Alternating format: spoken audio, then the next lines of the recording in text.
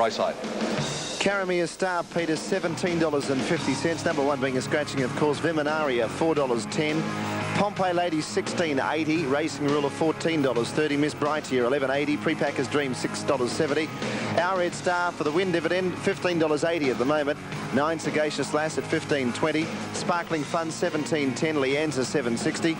Washington Babe, $41.20. Nia Call, $30.30. Angel Lorraine, $30.60. Sarah's Melody, $27.70. And the last 2 Cheers at $80.40. And Golden Morolo at $19.80. So 3-1 favourite on the tote, Viminaria. That's the last coming up at 4:50 Melbourne time this afternoon. Timeless Grace and Mamawar are the scratchings. And there's Damien Oliver with that bandaged wrist, but it didn't slow him down today as he scored the Oaks win on Northwood Plume, and the gentleman who trained his first Oaks winner, Lee Friedman, is with Tim Webster in the studio. Tim? He is indeed, joining us on a pretty wet afternoon. Lee, welcome back. Thanks, Tim. Yeah. No cup, but first and third in the Oaks is not a bad consolation. Well, it was it was disappointing to lose to Hazy in the cup, but those things happen, and then we've come up with the Oaks today. So she's a smart filly. She's really good. I mean, she won the Guineas earlier in the season, and she trained on and won the Oaks. So she's proved she's the best 3-year-old filly. Yeah, little Captiva. She's got a big heart, but as you I think said to Pete, she's a bit on the tiny side. She's a bit small, and I think at the set weight she finds it hard to carry the weight against the other bigger and stronger filly, but she'll be okay later on. Yeah, well, as we say about the Oaks, it's set weights, the best filly wins it, and Northwood Plume certainly was that, wasn't she? Yeah, she's a good filly. She's got a good pedigree, and she stayed the trip out better than all of them today, so there was very little left to doubt, really. Yeah, and very often they go on to bigger and better things. What's her plan of action for now? Well, I mean, we'll spell her for the autumn. We'll probably give her a couple of races in the autumn and then set her for a race like the Caulfield Cup as a 4-year-old, and I think around Caulfield she'd stay the trip pretty well, I think. Yeah, as we look at this replay, it looks more emphatic every time we see it, easing down on the line. Yeah, she won the Guineas in similar fashion, probably not as easy, but it was nice to put her up to the distance today for the first time and see her win like she did. Yeah, there's a terrific shot of it too. Of course, when you put those colours on, it does add the length. Yes, it sure does. Maybe she knows too, do you think? I think so. Yeah, a terrific win. This is a great week, isn't it? I mean, it's terrific just to be here. The weather hasn't been kind to us again, but it doesn't seem to matter to anybody. Oh, it doesn't matter. I mean, it's a carnival atmosphere. People come here for the good racing. They come here to have a good time, to have a drink, something to eat, and have a bet. And the weather doesn't interfere with that. They just keep coming for it. Pete Donegan, I think, wants to ask you something. I'll make sure you can hear him, Pete. Yes, Lee. Speaking of those colours, she reminded me a little bit of mannerism. You were talking about maybe a race like the Caulfield Cup, and she could go along similar lines to that great mare. And of course, the Griffiths family, they've had great success, haven't they? Yeah, well, I've got a saying for Barry that involves a part of his anatomy in a rainbow, but I won't repeat it on TV. We've got a rough idea. Just talking about Damien Oliver too, we just saw 2 of our champion jockeys of days gone by there in Scobie Breesley and Ron Hutchinson, but he ranks right up there. We spoke about it after the race, Lee, but he is just the best rider in Australia without question at the moment. Well, he's a marvellous rider, Peter, and he's he's come of age. He's for a 22-year-old, he's got a really cool head, and he knows how to ride these big Group 1 races now. Yeah. And I mean, he's going to be around for a long while. If there was something that you could say made a great rider when you've seen some of the greatest over the years, what would it be? Patience. Calmness, patience. Patience is the most important thing. To know what to do initially and then to be patient once you've made that decision. And Damien does that consistently, and that's what wins him a lot of big races. You see a lot of guys get into the same situation, got the same decisions to make, but in the end they panic and they do something wrong, and he very rarely does something wrong. Yeah, he looks so calm and controlled in that saddle, doesn't he? He does. Yeah, all right. Well, it's been a pretty good week for you. You should be pretty happy. Yeah, we're not unhappy. The Cup maybe next year. Hasn't finished yet too. We've got some good chances. Yeah, some good ones in on Saturday, yeah, indeed, for the Stakes Day. OK, we'll take a break. Thank you for coming to see us, Lee Friedman. And when we come back, the last's on the program on Oaks Day.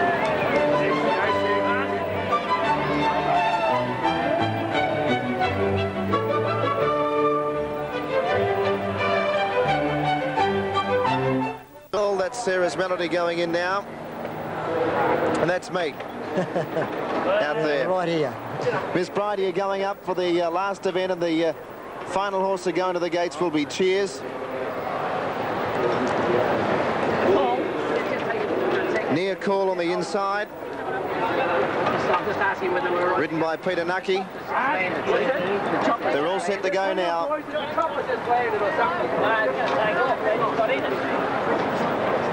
Worried about something up the track here. I think they think a helicopter landed or something like that, and it did too.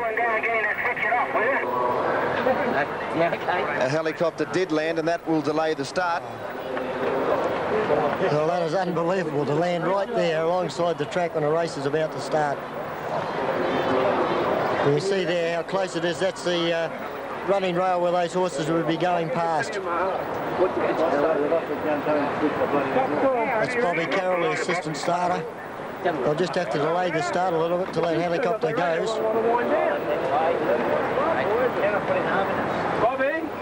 I think they just wait for the blades to wind down or for it to take off one of the two. Yeah, it's a bit close to the race there, Dan. Yeah, if too anything close. happened, just couldn't take the risk. Okay, the mares are still locked away in the gates, of course. Near call, Peter Nucky in the blue and green colours. No, I can't let them go yet. No, they can't let them go while that helicopter's And it's delayed with the helicopter, of course. I hope someone tells the pilot. Yes, I think the clerk of the course, I just saw someone going up to tell them to either shift it or at least stop the blades. I think we can go, Bobby. Wait till he gets right off the track. The clerk of the course is just going back now. He's Give me a light, please. Okay, the light about to go on now. Away and racing in the final event on Oaks Day, and Sparkling Fun was just a little bit slow to begin with. Angel Lorraine towards the outside. Golden Morolo's going to get back in the field. Viminaria was one of the best to jump away in the early stages of the race, is going to lead up from Washington Babe.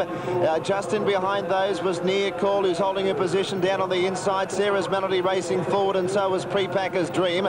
Racing into about 7th placing was Racing Ruler, and then Sagacious Lass, Pompeii Lady, Caramia Star. They were followed by Sparkling Fun over on the rails. Golden Morolo behind it. Our Red Star's about 5th last.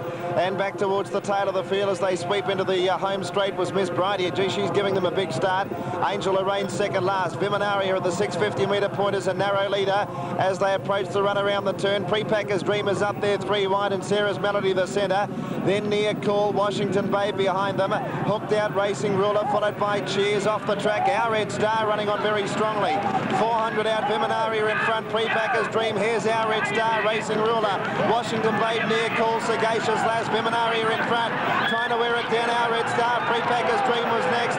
Another followed by Caramia Star. Viminaria the leader from Our Red Star into the whip. Viminaria a length in front of Our Red Star, and now Sagacious Lass is charging home. Viminaria in front of Sagacious Lass. He's getting it. Sagacious Lass going to it. Got up. Sagacious Lass has won and beaten Viminaria. Our Red Star third.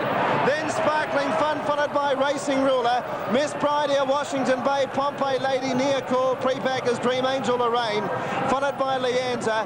Then came Cheers, Caramia Star, and Golden Morolo at the tail. And Sarah's Melody's pulled up short in its action. It was distance, just going past the post now. Well, it was a great finish, and I think Therese Payne has just grabbed the money on Sagacious Lass, got up to beat her brother. Here's a great shot here. Sagacious Lass is back behind a wall of horses here. Number 9's got it. On the outside, Sagacious Lass. She's had to bring her out here, coming up in the gold and pink colours. Paddy had ridden a brilliant race on Viminaria, but here it is, Sagacious Lass, ridden by his sister, just getting up right on the line to grab him. They were laughing and joking on the radio this morning. They won't be going home tonight. She's just got up on the last stride or so, but it's a clear enough margin. That's what they'll pay on. And the brother and sister, Therese and Paddy, have Quinella the last event, the Maybe Mahal handicap. Number 8, Our Red Star, third, Darren Beedman. Looked a big hope at about the 300. Sagacious Lass, $14.40 and $4.10. Viminaria, $1.90. Our Red Star, a place divvy of $4.70. Well, Patrick Payne could not have ridden Viminaria any better. He really rode her perfectly. And Sagacious Lass, I've got to say, 3 or 4 of her last performances have been outstanding. This mare's improved 6 lengths, I reckon, this preparation. Mark Young certainly getting the best out of her. And a great thrill for Therese to win, John. Certainly the first lady to ride a winner at this carnival. Oh, yeah. Just Therese still beating Patrick. She said, I'd have been happy to run third. Therese, a great thrill. On Oaks Day to win at Flemington. It was a great thrill. Halfway down the straight. Yeah, well, I would have been happy to run third again. Yeah, and she got to the line well. She did. We didn't carry a stick with her today. And usually Usually when you pull the stick on her, she gets her head out to it. Well, that's interesting to know, Therese. You never had a whip on her, and she got the line pretty well, eh? Well, she got to the line really well. She stretched out really well, but it must be the answer to her, I think. I think so, Therese. And Patrick, how will he be tonight? You've just got up and beat him half head in the last. Well, he's done it to me plenty of times, so it's good to get him back. Oh, that's terrific, Therese. Good luck to you, and I'm sure Patrick will be one of the first to congratulate you. Good luck, Teresa. Johnny Letts there with Therese Payne riding Sagacious Lass to victory. She is the usual jockey for this horse too, but she's got a great record on it, and it's a terrific thrill for her to get up, particularly on Ladies' Day. It's Oaks Day today, and it's quite fitting that Therese rides a winner. She certainly rode it out well too, Dan. Like as she said, she hasn't got a whip, but look at that beautiful hands and heels. Sagacious Lass gave her everything. It'll be the first time I think a brother and sister would have Quinella'd one, wouldn't it, at Flemington? I can't remember another brother and sister riding a Quinella. Certainly, they've Quinella'd lots of races around the provincial areas of Victoria. In fact, even with all the sisters that ride, and of course now young Andrew Payne riding, there's many of them riding, and they get their opportunity to ride many quadrellas, doubles, trifectas, etc. And certainly not happened on occasions before. $14.40, Tim. The last winner will pay, and that is Sagacious Lass. Thank you, Dan. Well, we'll await correct weight if we can get it before we leave you this afternoon. And wasn't she a happy girl, talking to Johnny Letts on banjo there, Therese Payne, and getting a big hand as she comes down past the roses. And that's terrific. It's just one of the many terrific things that happened during Melbourne Cup week. And there's Therese and Paddy Payne riding a Quinella in the last. Fantastic. Jenny and Peter have joined me. Well, you know, the weather never seems to matter to anybody, does it? I mean, they all turned up again. You're a better judge than me. What, 40 or 50,000 here today? Yeah, as I said, Tim, it's very hard to tell from where we are, but the times I did get away, there was one time I got away in particular, but yes. yeah, the crowd was very big and just a fantastic effort, and you know, the Melbourne public just loves their racing, and I know that the, you know, wherever you've been on the course you've enjoyed. I know Murray, Louise and Michelle certainly have enjoyed it, girls. Certainly have, and Michelle, I haven't seen you all day. I still can't see you, but have you had a good time? I've had a great time, but I haven't been able to see anything that happens at that side all day. In fact, it is you. Yes. Well, good night from us. We've had a great day. Good. Just quickly, we haven't got too much time left. As Lee said, good run from Northwood Plume to win. Terrific run. It's great, and a great ride by Damien Oliver once again. Yeah, it was. All right, we haven't got much time left. Please come back and join us on Nissan Stakes Day. We're on the air from 11 till 5. And don't forget our Summer of Sport on Sunday. We've got baseball for the first time. We've got some surfing programs. And then the third round of the Uncle Toby Super Series from 2:30 in the afternoon. PD and the team are back on Saturday. We'll see you then. But for now, it's goodbye from Flemington and Oaks Day.